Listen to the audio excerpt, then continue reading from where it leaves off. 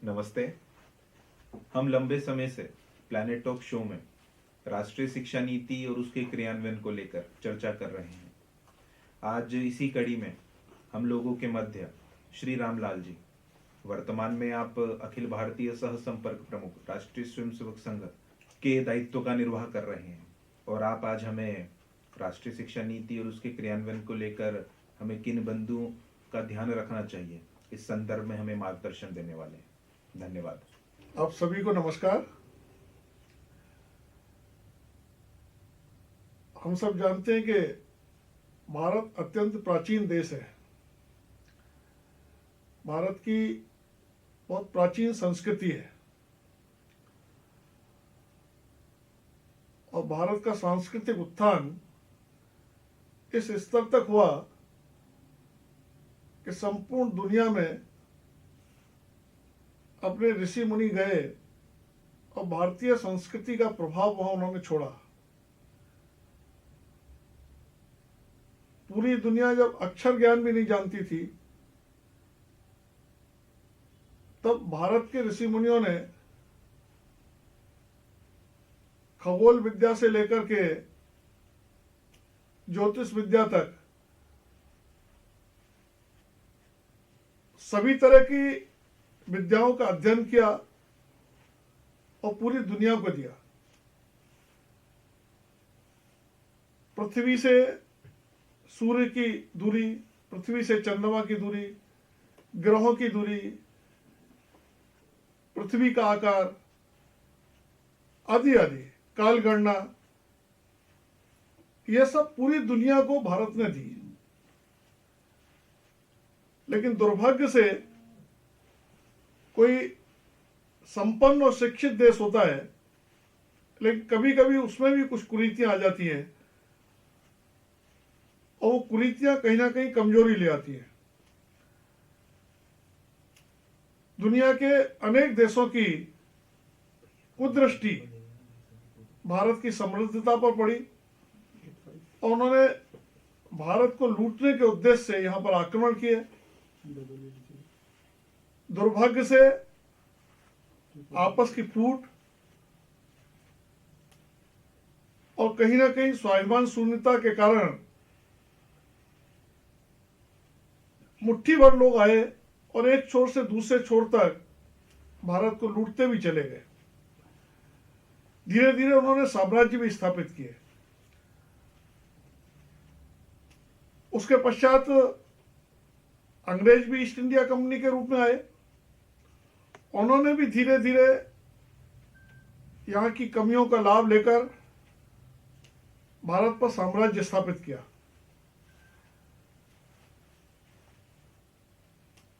अंग्रेज बहुत कूटनीतिज्ञ भी थे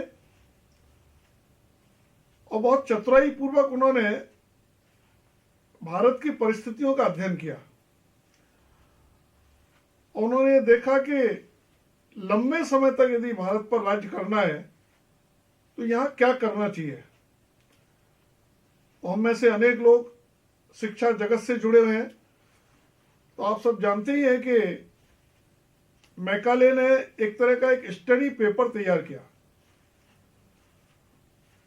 और महारानी, इंग्लैंड की महारानी को भी दिया, वहां की संसद में भी उनका पेपर रखा गया और उसमें उन्होंने बहुत स्पष्टता से इसकी चर्चा की कि भारत में यदि लंबे समय राज्य करना है तो भारतीयों को यहाँ की सांस्कृतिक जड़ों से काटा जाए, और सांस्कृतिक जड़ों से काटना है तो भारत की शिक्षा पद्धति में इस प्रकार के परिवर्तन किए जाएं कि भारतीय अपनी प्राचीन संस्कृति पर गौरव न करते हुए उन्हें एक स्वाभिमान शून्य बना दिया जाए। तभी हम लंबे समय तक भारत पर राज्य स्थापित कर सकते हैं। वहां से उनको स्वीकृति मिली और यहां फिर उस तरह की शिक्षा व्यवस्था उन्होंने प्रारंभ की, जिसको मैकाले शिक्षा पद्धति का भी नाम दिया जाता है। हमारे यहाँ कितने विद्यालय थे, कैसी उच्च शिक्षा थी, पूरी दुनिया के लोग यहाँ पढ़ने के लिए आते थे, वो सब आप जानते हैं, इसलिए उसका बहुत विस्तृत वर्णन करने की आवश्यकता नहीं है। लेकिन उस मैकाले की शिक्षा पद्धति का परिणाम यह हुआ कि एक तरह की मानसिक गुलामी ये तैयार हो गई। 1947 में भारतवर्ष स्वतंत्र हुआ, लेकिन एक जो लंबी योजना अंग्रेजों ने की थी मानसिक दृष्टि से गुलाम तैयार करने की, वो तो स्वतंत्रता के पश्चात भी वो मानसिकता बहुत सारे लोगों की बनी रही।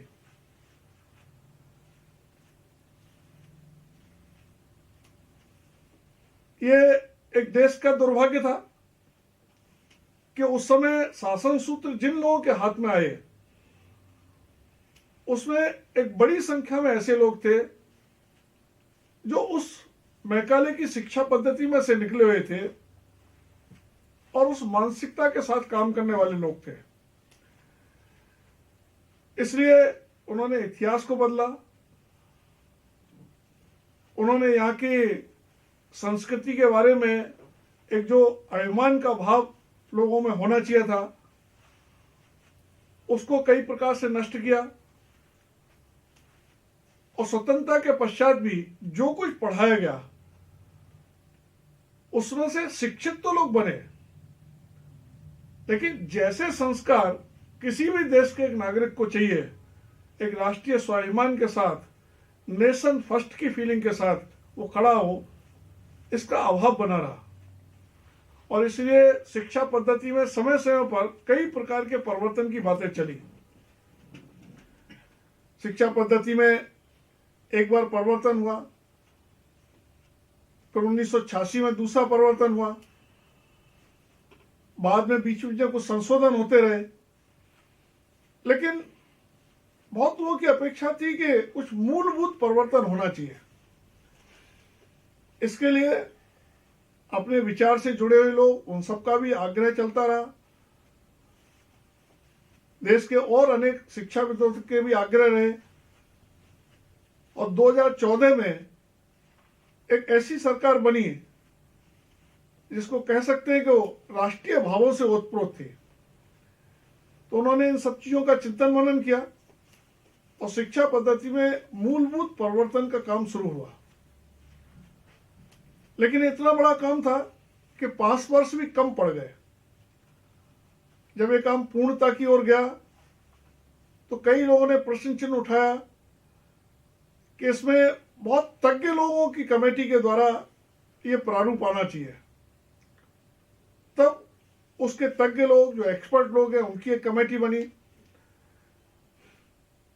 उसने पूरे देश भर से सुझाव लिए, उन सुझावों को संकलित किया। तब तक 2019 भी आ गया और ये पहले 5 साल में शिक्षा पद्धति, नई शिक्षा पद्धति आ नहीं पाई। 2019 के बाद सहयोग से फिर उसी तरह के विचारों की सरकार जनता ने चुनी और ये काम आगे बढ़ा। और एक अच्छा सुखद संयोग ये हुआ कि 2019 में प्रारंभ से ही इस दिशा में तेजी से काम हुआ और एक चिर प्रतीक्षित नई शिक्षा पद्धति हमको मिली। एक अच्छी बात हुई कि जब कोई भी विषय ऐसा आता है तो उसका समर्थन रोध होता है। नई शिक्षा पद्धति पर भी कुछ ने प्रश्न चिन्ह तो उठाए, लेकिन सामान्य तौर पर पूरे देश भर में उसका स्वागत हुआ। जो विरोधी विचार के लोग कहलाते, उन्होंने भी कुछ प्रश्न जरूर उठाए, लेकिन सामान्यतः स्वागत किया। और इसलिए आज वो शिक्षा पद्धति लागू होने की स्थिति में आ गई और शासन ने भी जैसी घोषणा की है कि 2022 से विधिवत वो लागू हो जाएगी। उस शिक्षा पद्धति में हमने देखा है, प्रयास ये किया गया है कि विद्यालय में पढ़ते पढ़ते विद्यार्थी रूट्स से जुड़े, जड़ों से जुड़े, और इसलिए प्राथमिक शिक्षा तक अपनी मातृभाषा में शिक्षा हो। अब ये केवल भारत में ही, दुनिया के सभी देशों में, यूनेस्को की एक रिपोर्ट में तो इसको कहा ही गया है कि एक इस छोटी आयु में जो भाषा वो घर में बोलता है बच्चा, उसी भाषा में यदि उसको शिक्षा मिलती है तो जल्दी ग्रहण करता है, जल्दी ग्रहण करता है, उसको जल्दी याद होता है और चीजों को ठीक से समझ सकता है, उसके मन पर बोझ नहीं आता। और इसलिए प्राथमिक शिक्षा ये भारतीय भाषा में हो, मातृभाषा में हो, यह शिक्षा पद्धति में आग्रह किया गया है। अब हमको इसकी तैयारी भी करनी पड़ेगी और इसके लिए भी सबका मन भी बनाना पड़ेगा। ये ठीक है कि जो प्रारंभ का 5 वर्ष का है फाउंडेशन कोर्स, कभी कभी कुछ लोगों को लगता है कि थोड़ा ज्यादा है क्या, लेकिन तक लोगों को लगा कि यदि बच्चे को प्रारंभ में ही, थोड़ा समय तो लगेगा, लेकिन जो नींव पड़ जाएगी तो मजबूत नींव पर निश्चित रूप से मजबूत भवन तैयार होगा। और इसलिए 5 साल के फाउंडेशन कोर्स को ऐसा नहीं मानना चाहिए कि वो कोई ज्यादा समय है। एक मजबूत नींव तैयार हो, इस दृष्टि से 5 वर्ष का समय उसका रखा गया है। एक सब तरफ एक मांग होती थी कि शिक्षा को रोजगार परक बनाया जाए। सभी विद्यार्थी पूरे समय नहीं पढ़ पाते, तो रोजगार परक बनाया जाए। और इसलिए कक्षा 6 से ही कौशल विकास इस विषय को जोड़ा गया है। आगे चलकर भारत की कोई भी एक भाषा भी वो सीख सकता है, आगे चलकर कोई विदेशी भाषा भी सीख सकता है। विदेशी भाषा सीखने के लिए ना नहीं है, लेकिन प्रारंभ अपनी मातृभाषा में हो, बाद में भारत की भी भाषाएं सीखे। भारत की सभी भाषाएं ये मातृभाषा ही है। ठीक है, बहुसंख्या में सब लोग हिंदी बोलते हैं, इसे एक संविधान में भी संपर्क भाषा, एक हिंदी को संपर्क भाषा के रूप में एक स्वीकार किया गया। लेकिन हमारी मान्यता ऐसी है कि भारत में बोली जाने वाली सभी भाषाएं ये भारत की भाषा है। किसी भाषा को बोलने वाले कम होंगे, ज्यादा होंगे, इसके आधार पर उससे भेद नहीं होता। तो भारत की भाषाएं सीखना, जरूरत पड़ने पर विदेशी भाषाएं भी सीखना। एक बहुत अच्छी बात ये हुई है कि हायर एजुकेशन में कई बार आदमी 1 वर्ष पढ़ रहा है, फिर किसी कारण से, परिस्थिति के कारण उसको छोड़ना पड़ा, तो उसका 1 वर्ष व्यर्थ मान लिया जाता था। अब 1 वर्ष पढ़ने के बाद भी उसको सर्टिफिकेट मिलेगा, 2 वर्ष के बाद डिप्लोमा मिलेगा, 3 वर्ष के बाद डिग्री मिलेगी। और एक अच्छी बात ये हुई है कि कोर्स बदलने की भी इसमें छूट है। 1 साल हमने कुछ पढ़ा, दूसरी साल कुछ पढ़ा। अभी तक आपके भी विशेष रूप से 10+2 जो कॉलेज हैं, जिनको हम हाई स्कूल, इंटर कॉलेज कहते हैं, 10वीं 12वीं तक के विद्यार्थी जिसमें पढ़ते हैं, उसमें आपने देखा कि art school, commerce school, science school ऐसी एक माना जाता था। अब ऐसी कोई व्यवस्था ऐसा नहीं है। अब आर्ट वाला भी साइंस पढ़ सकता है, साइंस वाला भी कॉमर्स पढ़ सकता है, कॉमर्स वाला भी साइंस और आर्ट पढ़ सकता है। यानी विद्यार्थी की अपनी रुचि के ऊपर है, अभिभावकों की विद्यार्थी के संदर्भ में अपनी इच्छा के ऊपर है। अब उसको एक बंधन नहीं है और वो सभी चीजें एक साथ पढ़ सकता है। तो ऐसी अनेक बातें शिक्षा पद्धति, नई शिक्षा पद्धति में आई है। एक प्रयास ये भी किया गया है कि भारतीय शिक्षा पद्धति में सारे पाठ्यक्रमों का निर्माण इस प्रकार से हो कि उन पाठ्यक्रमों में से सहज रूप से विद्यार्थी का भारतीय मन बने। और हमें इस दृष्टि से प्रयास भी करना है। अब ये ठीक है कि सरकार लागू करेगी 2022 तक, 22 से, लेकिन हमको अपने अपने स्तर पर थोड़ी इसकी तैयारियां करनी पड़ेगी। जैसे अभिभावकों का मन फाउंडेशन कोर्स के लिए बनाना। कई बार उनको लग सकता है कि अभी तो बच्चा 3 साल में कक्षा 3 तक पहुंच जाता है, ज्यादा से ज्यादा 4 साल में पहुंच जाता है, 5 साल है तो 1 साल की फीस अतिरिक्त देनी पड़ेगी। लेकिन उनको समझाने की आवश्यकता होगी कि मजबूत नींव पर मजबूत भवन खड़ा होगा। इसलिए इसको इस अर्थ में लें। हमें अपने अपने विद्यालय के स्तर पर कौशल विकास की कौन कौन सी विधाओं को लेना, इसमें वास्तव में जिस क्षेत्र में विद्यालय है उस क्षेत्र में किस तरह के कौशल की आवश्यकता है, ऐसी विधाओं को यदि हम कौशल विकास में लेंगे तो उनकी रुचि ज्यादा होगी। और स्थानीय स्तर पर भी विद्यार्थी किसी कारण से भी विद्यालय छोड़ता है तो अपनी रुचि प्रवृत्ति के अनुसार वह स्वरोजगार में लग सकता है। तो ऐसी एक कौशल विकास की कौन कौन सी विधाएं हमारे यहाँ चल सकती है वो भी हमको विचार करना पड़ेगा। पाठ्यक्रमों का या विषयों का एक सामंजस्य हमको करना पड़ेगा, क्योंकि 20 विषय तो 20 विषय के अध्यापक तो हम नहीं रख सकते। तो कौन से 10 विषय हम अपने विद्यालय में पढ़ा सकते हैं, तो रुचि के अनुसार उस समन्वय के साथ बच्चा विषय लेगा। आगे आने वाले समय में केवल शिक्षा पद्धति में नहीं, कुल मिलाकर सारी व्यवस्थाओं में इंफॉर्मेशन टेक्नोलॉजी का रोल बहुत बढ़ेगा। ये तो अच्छा हुआ कि कोरोना के काल में हम सबने इंफॉर्मेशन टेक्नोलॉजी के महत्व को भी समझ लिया है और उस अनुसार कुछ मात्रा में हमने इंफ्रास्ट्रक्चर अपने अपने विद्यालयों में तैयार भी किया है। अनेक विद्यालयों में आज कंप्यूटर आ गए, आभासी शिक्षा जिसको ऑनलाइन एजुकेशन कहते हैं वो भी अनेक विद्यालयों में दी जा रही है। तो इसका अभ्यास तो काफी कुछ हो गया है और अभिभावकों को भी इसका महत्व समझ में आ गया है। ये ठीक है कि ऑनलाइन एजुकेशन ये प्रत्यक्ष शिक्षा का कोई विकल्प नहीं हो सकता, प्रत्यक्ष शिक्षा की अपनी महत्वता है, लेकिन इसके कारण एक इंफॉर्मेशन टेक्नोलॉजी इसका अभ्यास भी हो गया, इसकी कुछ व्यवस्थाएं भी हो गई, विद्यार्थी और अभिभावकों को भी इसका महत्व समझ में आ गया। देखिए, डाटा एनालिसिस, इंफॉर्मेशन ये आज की दुनिया में एक सॉफ्ट पावर है। आर्टिफिशियल इंटेलिजेंस जिसको एक शब्द प्रयोग किया जा रहा है, अब भविष्य में दुनिया इनका प्रयोग करके आगे बढ़ेगी। इसलिए हम अपने विद्यालय में पढ़ने वाले बच्चों को इन सब बातों से वंचित नहीं रख सकते। अब ये सब करना है तो स्वाभाविक रूप से अपने विद्यालय में जो भी शिक्षक है, शिक्षिकाएं हैं, उनको भी इसके प्रशिक्षण की हमको इस 1 साल में व्यवस्था करनी पड़ेगी।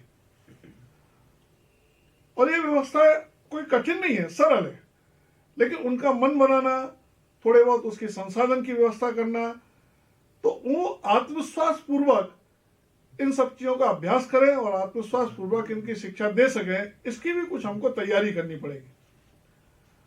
अभी माननीय प्रधानमंत्री ने आत्मनिर्भर भारत की चर्चा की है। इस नई शिक्षा पद्धति में से एक देश स्वावलंबी बने, आत्मनिर्भर बने, ये विश्वास जागृत होगा और कौशल विकास के माध्यम से स्वरोजगार के ऐसे अनेक अवसर प्राप्त होंगे। तो छोटे छोटे स्थानों पर भी इस आत्मनिर्भर भारत की दिशा में एक अच्छा प्रयास ये हो सकता है। इससे आत्मनिर्भर भारत ये कोई आर्थिक विषय केवल नहीं है, इस शिक्षा पद्धति में से भी एक आत्मनिर्भर भारत की दिशा में हम आगे बढ़ेंगे। और कोई भी देश अपने पैरों पर खड़ा है, कोई भी समाज अपने पैरों पर खड़ा है, कोई भी परिवार अपने पैरों पर खड़ा है, कोई भी व्यक्ति अपने पैरों पर खड़ा है, तो उसका स्वाभिमान एक अलग प्रकार का होता है, उससे ऊंचा करके खड़ा हो सकता है। आज दुनिया में भारत को गौरव के साथ खड़े होना है और भारत की तो नियति है कि दुनिया को उसका सुख शांति का संदेश देना है दुनिया को। तो उसके लिए भारत को स्वयं एक आत्मविश्वास और गौरव के साथ खड़े होना पड़ेगा, अपनी संस्कृति का स्वाभिमान लेकर खड़ा होना पड़ेगा। मुझे लगता है कि इस नई शिक्षा पद्धति में से ये सब विषय स्वाभाविक रूप से होने ही वाले हैं। इससे इस नई शिक्षा पद्धति का सभी ने स्वागत किया है। हम भी अपने मन में इसके बारे में एक अच्छे ढंग से स्वागत करें। स्वागत के साथ साथ इसके बारे में जागरूकता लाएं, जागरूकता के साथ साथ इसको ठीक से लागू हो सके इसकी तैयारी करें। तो मुझे लगता है कि हम नई शिक्षा पद्धति के माध्यम से, उसके अंतर्गत बनने वाली नई शिक्षा व्यवस्था के माध्यम से एक शिक्षित, स्वावलंबी, समृद्ध, संस्कारित ऐसे भारत का निर्माण कर सकते हैं जो भारत दुनिया को सब प्रकार की दिशा देने में सक्षम होगा। आज स्वामी विवेकानंद जी की जयंती है। स्वामी विवेकानंद जी ने कहा था कि मैं अपने ज्ञान चक्षुओं से एक ऐसा दृश्य देख रहा हूं कि भारत उठ रहा है, भारत माता अपने सिंहासन पर विराजमान है और सभी लोग भारत माता के चरणों में अपना सिर नवा रहे हैं। हमें लगता है कि नई शिक्षा पद्धति लागू होने के पश्चात और इस कोरोना के काल में जिस ढंग से पूरी दुनिया में भारतीय संस्कृति की स्वीकारता बढ़ी है, उसके आधार पर निश्चित रूप से विश्वास होता है आगे आने वाले समय में, आज हम भारत माता की जय बोलते हैं, मुझे लगता है कि कल दुनिया भारत माता की जय बोलेगी और वास्तव में तभी स्वामी विवेकानंद के स्वप्न साकार होंगे। और स्वामी विवेकानंद जी ने जो अपने ज्ञान चक्षुओं से देखा कि संपूर्ण दुनिया भारत माता के चरणों में नतमस्तक है, वो उन्होंने उस समय देखा, आज उसको करने का अवसर हमारे भाग्य में आया है। हम अपने को भाग्यशाली माने कि हमारा जन्म ऐसे कालखंड में हुआ है जब भारत को हम ऐसा उठते हुए केवल देख नहीं सकते, ऐसा भारत निर्माण करने के हम साक्षी भी बन रहे हैं और सहभागी भी बन रहे हैं। मेरी आप सबको बहुत बहुत शुभकामनाएं कि आप इस दिशा में अपने सभी प्रकार के प्रयत्न करें और एक सबल, सक्षम, शिक्षित, संस्कारित, समृद्ध भारत के निर्माण में हम सहभागी भी बने और उसके साक्षी भी बने। आप सभी को नमस्कार।